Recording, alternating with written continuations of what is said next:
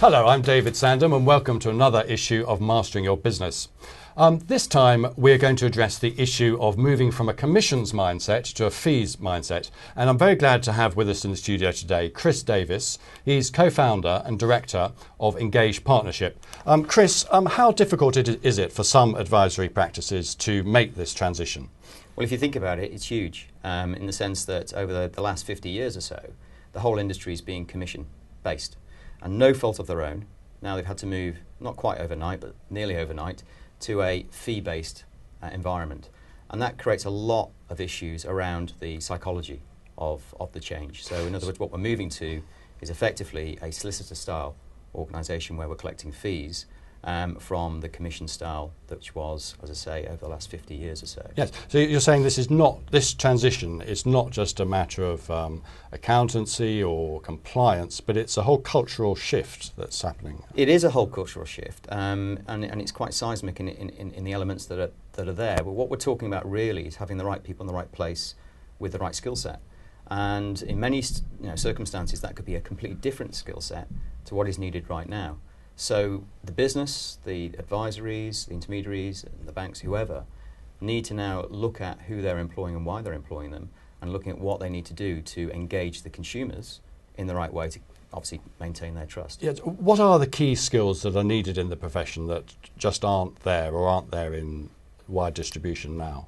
I think the skills are actually there, I'll be honest. And I'll give you an example. A lot of the chartered financial advisors have a fantastic skill set that they can actually transfer into the new environment quite easily.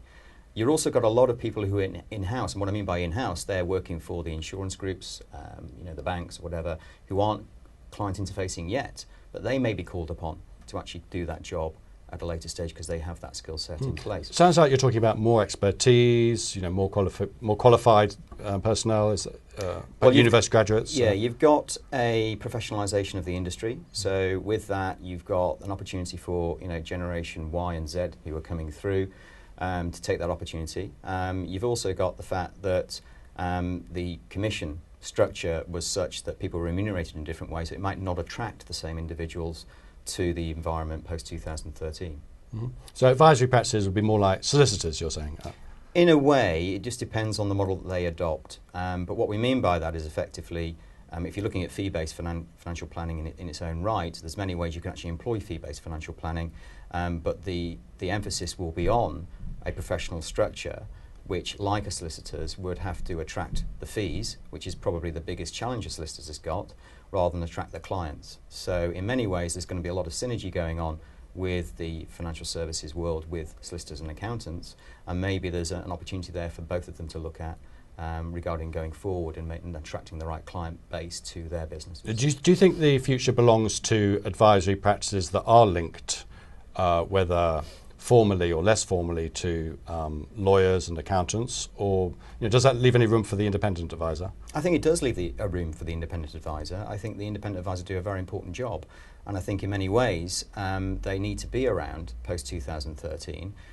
Why? Because a lot of clients still need that advice going forward. So it depends on what happens from the regulatory point of view, how harsh it will be regarding a grandfathering, if grandfathering will eventually be allowed in for experienced advisors coming in, because the juxtaposition of that is effectively you've got a lot of experienced people out there, you've got the right skill sets right now, they might not have necessarily the qualifications, but they do have the right people skill sets to take forward into 2013, but essentially they are now being knocked away from the market because they haven't got the qualifications to go forward. I thought the FSA had made it clear that grandfathering was not going to be allowed under any circumstances. They have made it clear that grandfather will not be allowed under any circumstances, but we've still got 18 months or whatever to go to 2013. So there's room for change if that's possible on the agenda. Well, and you think the FSA or its successor might change on that? Or? Don't know is the answer. We just don't know. So I think it would be something to look at for the FSA. If you look at Australia, for example, when they went down this route in the late 1990s, they certainly made a U-turn on rebating and those issues, and they allowed rebating in to the environment post their move to a formalised wrapping kind of fee-based environment. So that could actually be the case at some stage down the line before we get to 2013, but we don't quite know yet.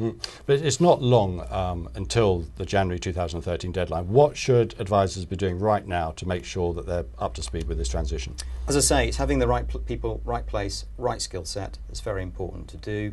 It's also looking at the business model, how the business model is fixed right now. Is that suited for a full transition to fee-based financial planning? Have they got the resources in place? Have they got the client procurement procedures in place to get the right clients on board? Because some clients they may have aren't quite suitable for what they want to do post 2013. So there's a lot of them, a lot of things for them to look at and basically reassert with the business. Most importantly, they need to basically put the clients at the centre of the business. Yeah, the clients at the centre. Yeah. No, Chris Davies, thank you very much. Thank you. And that's all we've got time for this episode of Mastering Your Business, and we look forward to seeing you again very soon.